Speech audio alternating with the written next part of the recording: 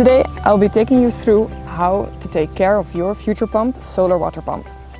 Whether you have an SF2, an SF2H or an SC1, here are 5 tips how to make most of your pump. What you should get correct from the start is the right hosepipe size and length. In your installation manual you'll find a table explaining the ideal hosepipe size for a certain total lift and total length of hosepipe, so you can select the right hosepipe size for your situation. If you don't use the right hosepipe size, you're creating extra back pressure to the pump, and so you're getting less output and the pump is working harder than it should be. Secondly, it's important to think about the length of hosepipe. The longer the hosepipe, the less output you're going to get. So if you want to irrigate a section of your land close by, use a shorter hosepipe before moving on to somewhere in the back, connecting some extra hose length.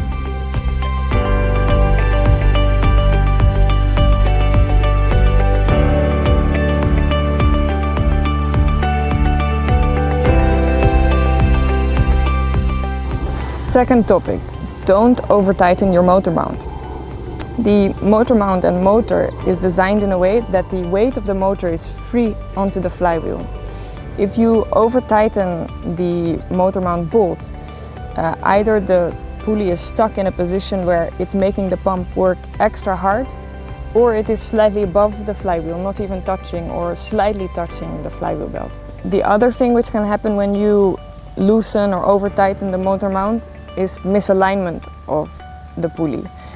And in that case, the flywheel belt will wear out very fast.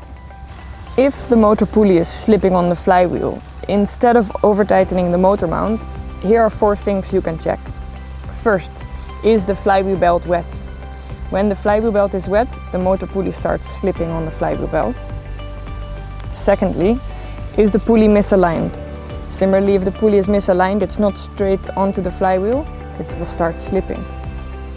Thirdly, remove the suction and discharge hosepipe, lift up the motor and run the flywheel by hand. This should be really easy, there should be no resistance. If there is resistance, that could be a cause for the motor pulley to slip. Have a look at our troubleshooting videos and you'll find the right solution to the problem. And fourthly, have you connected maybe one sprinkler or kinked the hosepipe, which is giving extra back pressure to the pump, and that's why the motor pulley is slipping.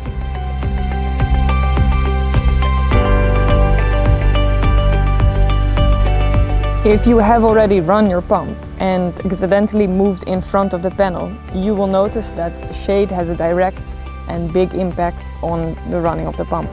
So avoid getting the panel shaded. Any dust on the panel, make sure to clean your panel regularly.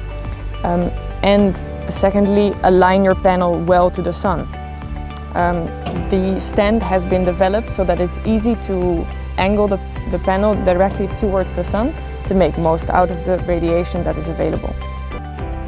If you're in a location where low radiation often occurs, you can opt for the double solar option. The Futurepump comes with a filter for the inlet hosepipe. The pump can handle dirty, sandy, gritty water, but we recommend using the filter at all times to prevent larger objects from entering the pump. Large objects can either block the hosepipe or get lodged inside the pump.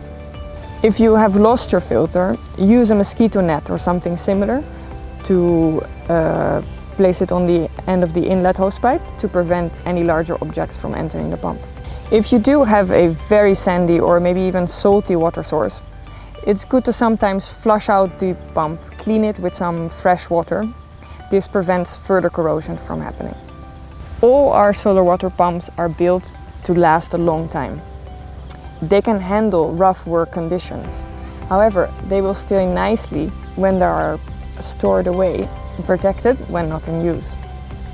They're easy portable pumps, so when not in use, carry them to your house to protect or cover them in the field so that they're protected against the elements. If you notice any odd behavior or funny sound from your pump, contact your distributor or raise a support case directly with us via support.futurepump.com.